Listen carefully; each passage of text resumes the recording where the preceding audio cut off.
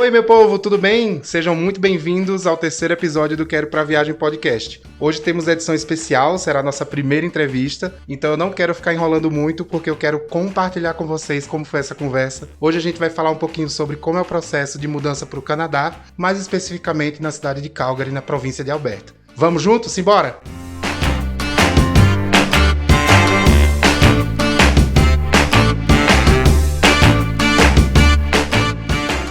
Bem, gente, hoje estamos aqui para o nosso primeiro entrevistado do Quero Pra Viagem Podcast. A gente tá aqui já há 1 hora se preparando, porque é a minha primeira entrevista, eu nunca entrevistei ninguém. E ele também nunca foi entrevistado para um podcast, né? Então, quero apresentar para vocês o Jonatas. Eu vou pedir para ele se apresentar, porque quem foi entrevistado aqui é que vai mandar no episódio. Oi, gente, meu nome é Jonatas, trabalho aqui na Get com o Cláudio. Eu sou gerente do Customer Service e estamos aí nessa loucura de ir embora do país. O Jonatas também está sendo transferido, né, junto comigo, mas existe uma pequena diferença que ao invés de ir para Chicago, como eu, ele está indo para Calgary, no Canadá. Então eu quis muito que ele fosse o primeiro entrevistado. Primeiro para compartilhar um pouquinho de como que ele está se sentindo, né, para depois de vocês dizerem que eu estou mentindo. E também para falar um pouquinho sobre o Canadá, né. Eu sei que muita gente imigra para o Canadá também, então eu queria que ele trouxesse algumas informações sobre o processo de visto para trabalho no Canadá, que é totalmente diferente do meu, tá, gente? Então, primeiro de tudo, eu queria que Jonatas falasse um pouquinho pra gente como ele se sentiu quando ele soube que estava sendo transferido pro Canadá. Tá, não sei se dá pra explicar verbalmente, mas é um mix de emoções. A gente, né, meio que saiu de casa pra correr atrás das coisas. A gente tem, não sei, são tantos desafios diários que a gente passa e tanta coisa que a gente já passou aqui em São Paulo. Então é um mix de tipo, meu, que legal, mas também você não tá acreditando que isso tá acontecendo com você, por mais que seja algo que que eu, pelo menos, sempre quis, sempre desejei, assim. Então foi um mix de muita alegria, de muita ansiedade, de como eu vou contar pras pessoas, meus pais e tudo, mas não sei, acho que passa muitos sentimentos na sua cabeça em questão de poucos segundos, assim, é bem doido. Você ficou igual a mim, que você, pelo menos assim, eu fiquei vários dias achando que, pô, nada a ver, que era mentira. Eu fiquei enlouquecido e é bem difícil de acreditar, assim, tipo, meu, a gente já assinou um papel, tudo, mas assim, eu tô indo embora, eu ainda não caiu essa minha ficha, pra te falar bem sincero, assim, tipo, estou indo embora do país. Nem pra mim. Ainda não me caiu, assim, tipo, pá. É bem doido, é muito doido. É um mix de emoção, ansiedade e todas essas coisas que vem acontecendo com o processo de visto e tudo. Tem me deixado bem nervoso esses dias, assim. E falar em processo de visto, o processo do visto do Jonatas é bem diferente do meu, né? Quem ouviu o segundo episódio já ouviu eu explicando um pouquinho de como é o meu, mas o do Jonatas é bem diferente. Eu, inclusive, achei que o do Canadá era mais simples, sempre achei que o Canadá era mais fácil de entrar, mas descobri que não, acompanhando esse processo do Jonatas. Fala um pouquinho pra gente, Jonatas, como que é o processo, porque eu sei que é bem diferente. O Canadá, quando é com relação ao processo de visto, o meu ele é um pouco diferente do seu, porque ele entra em 2 partes. Uma porque eu tô indo com um visto que eles chamam de nível gerencial. Fino, porque eu não tô indo como gerente, ele tá indo como gerente, viu? Muito fino. Então, tem essa parte do processo do nível gerencial, onde é basicamente que você tem que provar pro governo canadense que nenhum outro canadense seria capaz de fazer o que você vai fazer. E como eu tô indo específico para cuidar da região aqui do Brasil, mesmo estando lá no Canadá, a gente tem a empresa, além dos meus documentos, a empresa tem que providenciar muito documento também pela parte da empresa. E uma outra diferença também que eu percebi nos nossos processos é que o Canadá, ele não tem um sistema de saúde privado. O sistema de saúde do Canadá, ele é inteiro público. Então, desde quem é mais rico a quem é mais pobre, usa o mesmo sistema de saúde e funciona lá. Então, você, além de toda a documentação pessoal que você tem que providenciar, você tem que providenciar uma série de exames, porque o governo, ele se preocupa com quanto você vai custar para o governo também. Tipo, eles vão analisar, ok, você vai vir aqui para trabalhar e tal, mas você tem alguma doença crônica, você tem algum problema de saúde, porque a gente precisa saber quanto você vai gastar, porque não tem como você chegar lá, pagar pelos seus medicamentos e pagar pelos seus tratamentos, porque tudo isso é fornecido pelo governo. E me diga uma coisa, falando nesses exames, exames. Você falou que geralmente eles querem saber sobre doença crônica e tudo. É algum exame específico de alguma doença Sim, ou são vários? sim.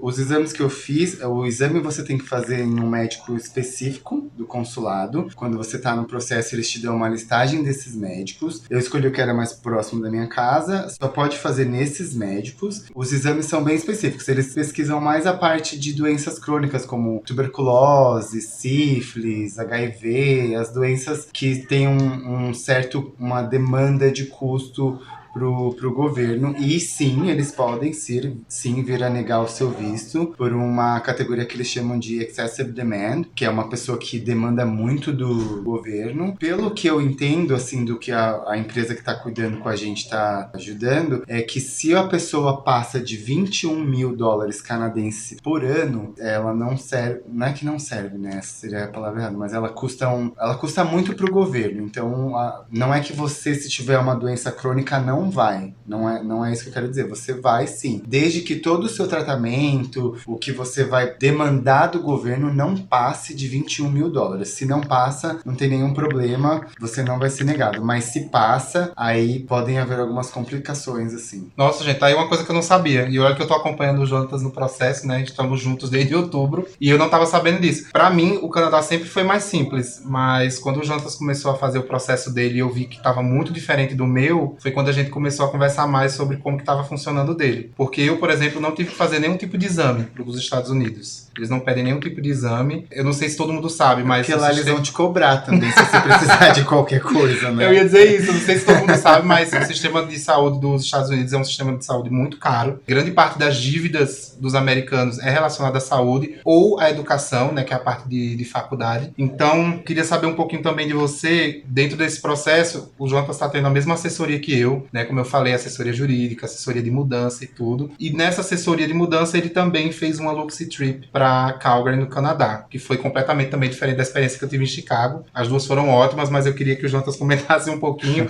porque a região que ele está indo é uma região muito fria. Então, eu quero que ele fale um pouquinho quais foram as primeiras impressões dele quando ele chegou em Calgary. Bom, a primeira impressão, eu nunca tinha visto neve, então eu fiquei meio fascinado, assim, pela neve. Mas pra te falar bem a verdade, assim que eu saí do aeroporto, que eu respirei, doeu o meu pulmão de tão gelado que é o ar, assim. Porque lá, além da temperatura negativa chegar até menos 40, que são um dos maiores registros que tem... Que maravilha! A questão não é a sensação térmica, é o feels like, que eles chamam, né? Que é a... Desculpa, não é a temperatura, não é a sensação temperatura, térmica. é a sensação térmica. Então, às vezes está menos 40, mas tem sensação térmica de, sei lá, menos 51. Então, assim, eu nunca tinha vivenciado um frio, assim, eu nunca tinha visto menos nada na minha vida. Também nunca vi. Vi quando cheguei em Chicago que peguei menos 2. Então, e pra minha sorte, eu peguei menos 11 só só! Lá em Chicago. Desculpa, lá em Calgary. Mas o frio, ele é muito subjetivo, porque a cidade é muito preparada pro frio. Eu não passei frio lá. Pra eu te falar assim, tava menos 12, beleza. Eu não senti isso. O que eu senti, assim, era do hotel pra entrar no Uber. E, assim, você sente pedaços de frio, assim, segundos e minutos de frio pra você sair do carro pra entrar num local. Mas, assim, tudo lá é muito... tem calefação, é tudo muito preparado. A cidade tem... É uma cidade equipada pra você morar num frio de menos 40 graus. Seria diferente aqui, a gente no Brasil com menos 40, onde a gente não tem nenhum suporte pra não tem como frio. fazer menos 40 aqui no Brasil. Já Não morre tem... todo mundo. Exato, morre todo mundo. Mas sobre a cidade, é bem diferente de São Paulo, assim, eu me senti bem no interior, assim, parecia que eu tava em Itu, com neve. Tanto é que eu saí lá, né, e numa dessas me levaram pra conhecer a cidade, a gente deu uma volta de carro de meia hora e tipo, era isso. Acabou. Mas eu gostei bastante da cidade, assim, é muito bem estruturada. Eu diria que é uma cidade de interior com infraestrutura de cidade grande, assim, Sim, sabe? eu vou querer entrevistar você depois de novo, quando você já estiver lá. Porque eu acho que quando você vai só pra visitar é uma coisa. Quando vai pra morar é outra. A próxima entrevista será cobrada. O auge. Eu lembro que quando eu fui pra Chicago a primeira vez, e vou fazer um episódio depois sobre isso, eu amei a cidade. Amei. Eu quero só saber se eu vou amar tanto assim morando lá. Eu espero que sim, e acho que sim, mas eu sei que morando é outra coisa.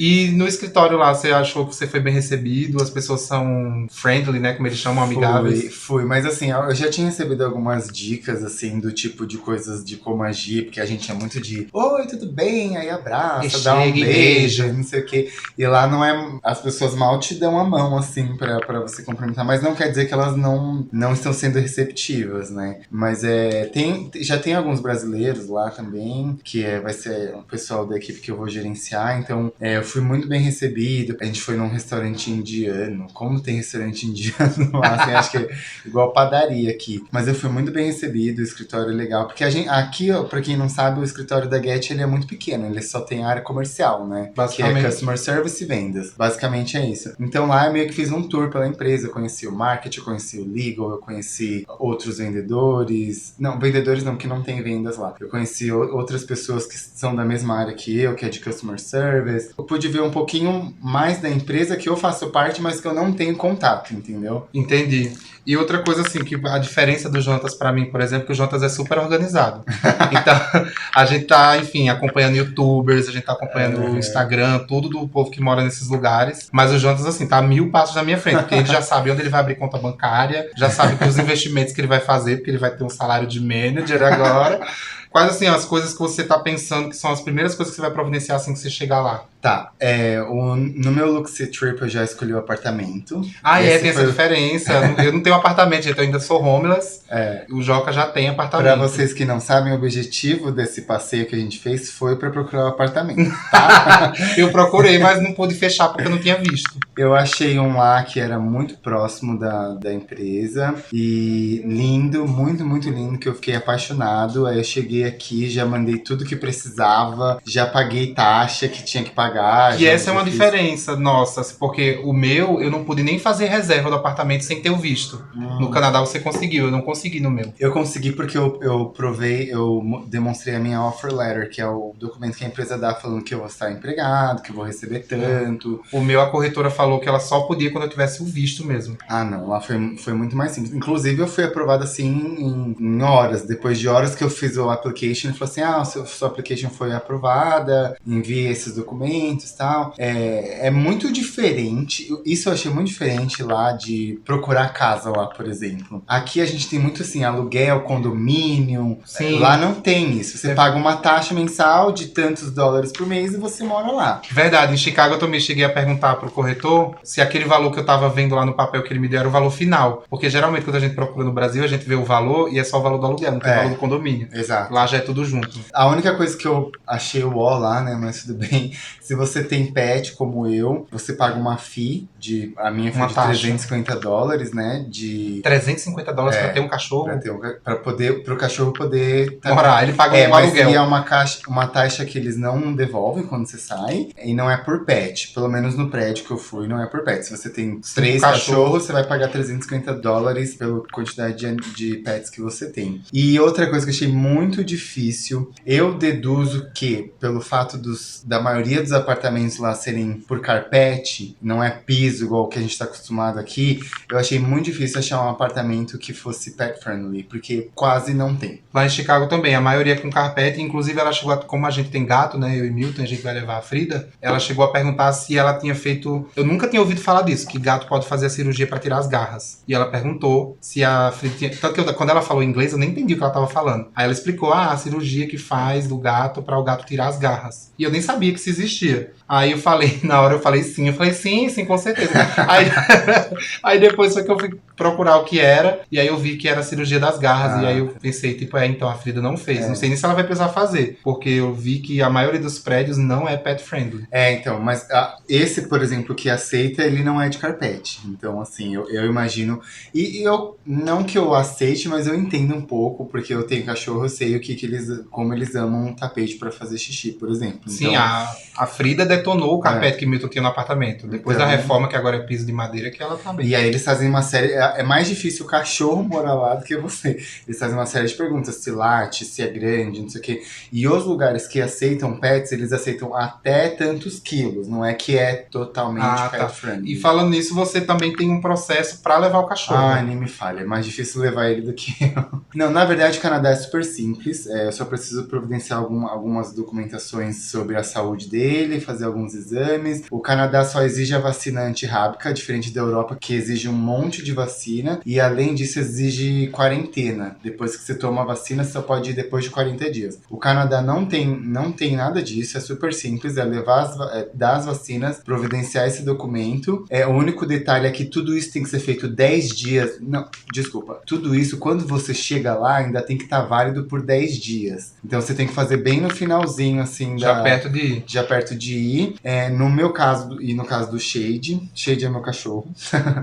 Ele tem 4,2 kg, então ele pode ir comigo na cabine. Eu só preciso providenciar uma caixinha que ele caiba certinho, tem as medidas no site. Eu só preciso providenciar essa caixinha e ele já pode ir comigo. É super simples, só paga uma taxa de alguns dólares, que são bastante, não sei. Bastantes dólares. Mas ele pode ir comigo tudo numa boa, assim, não precisa despachar, tadinho. E uma coisa que eu queria perguntar sobre o visto em si, porque eu sei que os vistos também são diferentes. Uhum. O meu é o visto L1 e o seu tem uma nomenclatura diferente. Como que é essa nomenclatura? O meu é W1.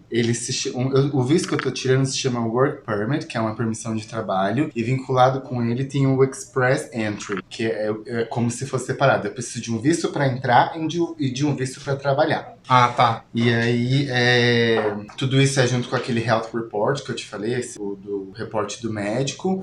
Você faz em lugares separados, mas no final eles juntam tudo. Uma coisa bem legal que eu achei pra mim, pra você não foi tanto, eu me ferrei. É que você teve que marcar um appointment pra fazer uma entrevista. Ai, já tô muito canadense, já tá se achando gente. Canadense. Nossa senhora. A próxima entrevista vai ser em inglês, tá, pessoal? Vou ter que legendar. A gente tá tanto falando isso com os advogados, do que a gente tem que fazer, que a gente acaba ouvindo só essas palavras. É que nem eu quando fui fazer o segundo episódio, eu tava falando relocation. Aí eu falei, gente, mas relocation ninguém vai entender o que é. Fica até estranho falar relocação. Minha mãe tá ouvindo, minha mãe não entendeu o que é relocation. E aí eu não preciso marcar essa entrevista. A entrevista, o meu é tudo online. Os resultados saem online. Já saíram, graças a Deus. Tá limpo, tá tudo seguro.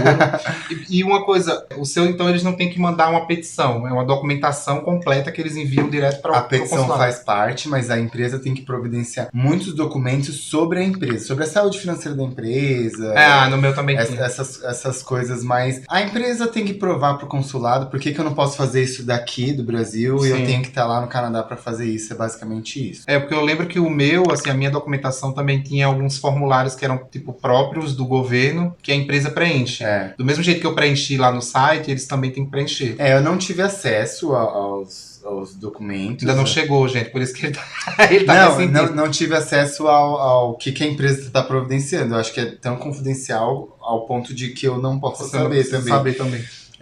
Mas eles fazem tudo na plataforma do governo. Então é tudo direto online. Inclusive, eu mesmo não entrei lá pra fazer nada. A única coisa que eu entrei foi pra marcar meu biometric, depois que a prova eles pedem pra você fazer... A biometria. Tirar as digitais, gente. Tirar as digitais, levar o passaporte pra fazer a impressão do visto. Essa parte você não fez ainda? Ainda não. Essa parte tô aguardando pra fazer. Que tem essa diferença. A gente sempre achou, desde o começo que a gente tava conversando, que o visto do Jonas ia sair primeiro.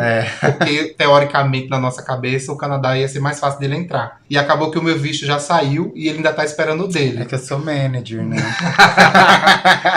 E eu queria, só pra gente finalizar, perguntar pra você sobre a ansiedade, né, do processo. Porque, assim, é uma coisa que, por exemplo, a gente tá junto... Eu já engordei 4 quilos, tá, gente? Bom, ansiedade é um assunto bem difícil pra gente falar. Porque, assim, tem uma empresa fazendo tudo pra gente, então a gente não acaba estando 100% dentro do que tá acontecendo. Isso é o que é o pior pra mim. Hoje eles te pedem uma lista de documentos, depois de uma semana eles te pedem outras coisas, então você não sabe exatamente qual que é o cronograma do que tá acontecendo. E que foi o que aconteceu muito com você. Você não sabia nada e de repente você tava... aprovou, tipo... De repente eu tava na entrevista. Isso eu sinto um pouco de falta. Além disso, tem outras questões de ansiedade, a gente acaba com aquele medo de não sabe se vai dar certo, se não vai. Depois que a gente acaba ficando mais confiante, aconteceu muita coisa de outubro pra cá. Eu namorava, e agora eu já não namoro mais. Então, assim, muita coisa que aconteceu com relação à ansiedade. Eu me tornei uma pessoa mais... Eu tava com muito medo das coisas. Então, assim, o meu relacionamento relacionamento acabou indo pra um outro caminho. Tinha a questão de eu vou, depois você vai, ou depois você não vai, ou não vamos, sabe? Então, Sim. assim, muita coisa abrange. É isso que você não consegue administrar o seu sentimento do vício, o seu sentimento da sua família, o seu sentimento com o seu namorado.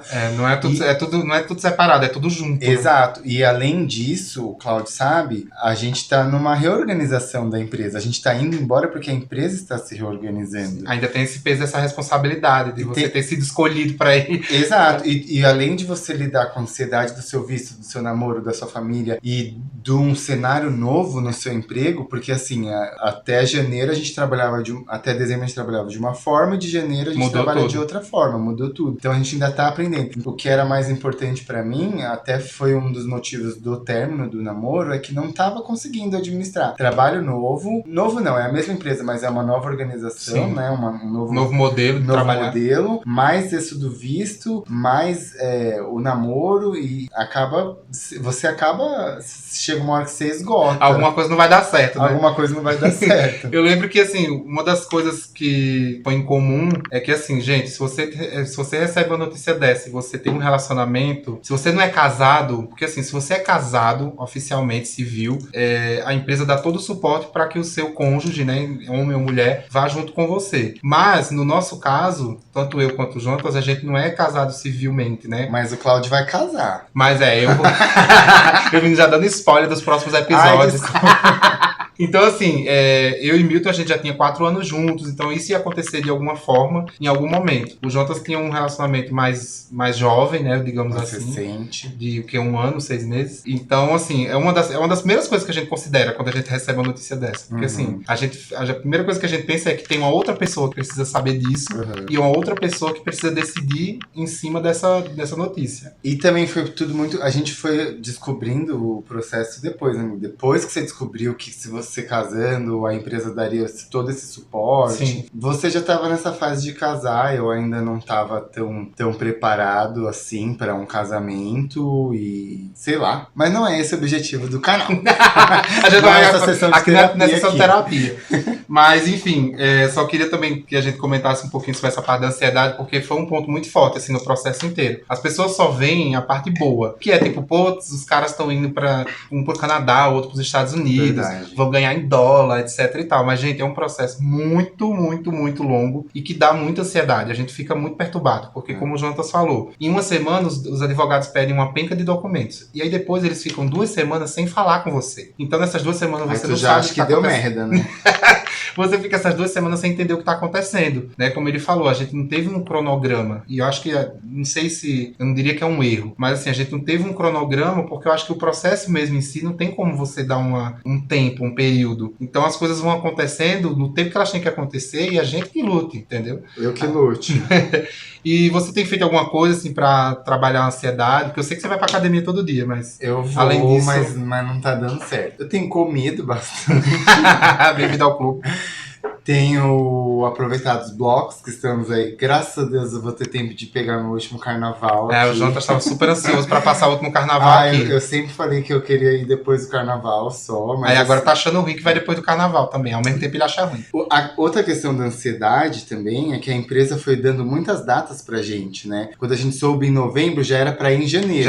Aí em janeiro já era pra ir em fevereiro. A gente tá no final de fevereiro, começo de março. Estamos aqui. E estamos os dois aqui. Então, assim, a empresa tentou datas anteriores. Então, assim, eu tava muito ansioso. Tipo, eu tenho que vender tudo da minha casa, tenho que terminar meu contrato de aluguel e tal. Mas grande parte da nossa ansiedade é por não saber que a gente teria suporte em tudo isso também. Sim, agora a gente já tá entendendo melhor. Agora a gente tá entendendo melhor. Mas eu acho assim, foi até um feedback que eu dei hoje pro RH. Eu falei diretamente com eles. Falei assim, seria bacana a gente ter um cronograma. Ó, isso vai acontecer. Isso nós vamos te ajudar. A gente tá planejando em fazer isso até março, e sabe, aí você já saberia. Eu fiquei muitos dias e noites sem dormir, eu indo dormir 2, 3 horas da manhã. Eu fiquei vendo vídeo no YouTube de como que é fazer compra no Canadá, e os mercados, e não sei o que, blá blá blá. Já fiz minha planilhinha financeira. O menino tem planilha financeira, gente, eu não sei nem quanto eu vou ter. Eu tenho.